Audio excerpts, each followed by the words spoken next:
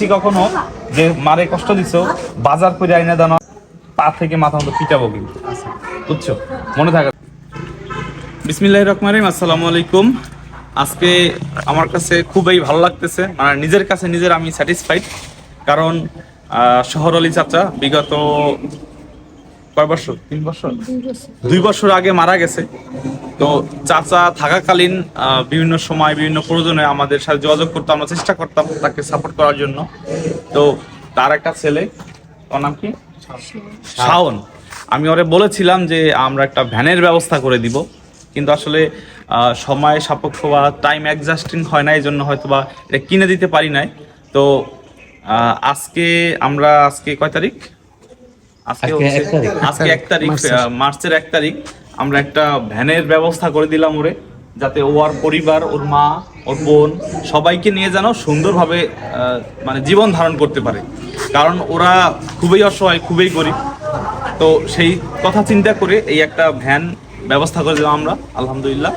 এবং হচ্ছে যারা যেখান থেকে এই ভিডিওটা দেখছেন সবাই দোয়া করবেন ওদের জন্য, যেন হচ্ছে এই ছোট ভাই সুন্দরভাবে কর্ম করে খেতে পারে এবং ওর পরিবার মাকে নিয়ে যেন হচ্ছে সুন্দরভাবে জীবনযাপন করতে পারে। কারণ ওর মায়েরও ছাড়া কেউ নাই, ঠিক আছে? সো আর সবসময় মা যেন কোনো কষ্ট না, বুঝছো? মার যেন কষ্ট না। যদি আমি শুনছি কখনো যে মারে কষ্ট দিছো, বাজার করে আইনা দাও, চাল কিনে দাও, তো তোমার খাবার দিয়ে মনে করে একদম পা থেকে মাথা মতো পিটাবো কিন্তু, বুঝছো? মনে থাকে জানো। এবং কোনো ধরনের আজে বাজে কাজের সাথে জড়াবো না, কোনো ধরনের নেশার সাথে জড়াবো না, কোনো কিছুর সাথে জড়াবো না।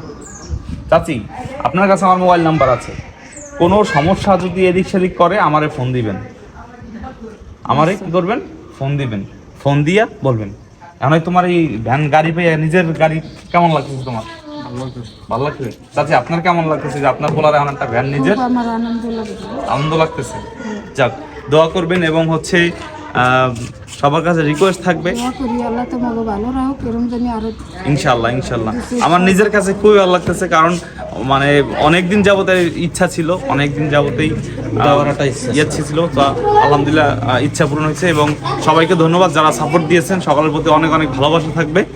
ইনশাল্লাহ সবাই আমাদের জন্য দোয়া করবেন এবং হচ্ছে চাষির জন্য দোয়া করবেন। আর আমরা একটা যে বৃদ্ধাশ্রম দিছি, সবাই বৃদ্ধাশ্রমের পাশে থাকবেন, সাপোর্ট দিবেন। সবার প্রতি অনেক অনেক ভালোবাসা রইল। আসসালামু আলাইকুম।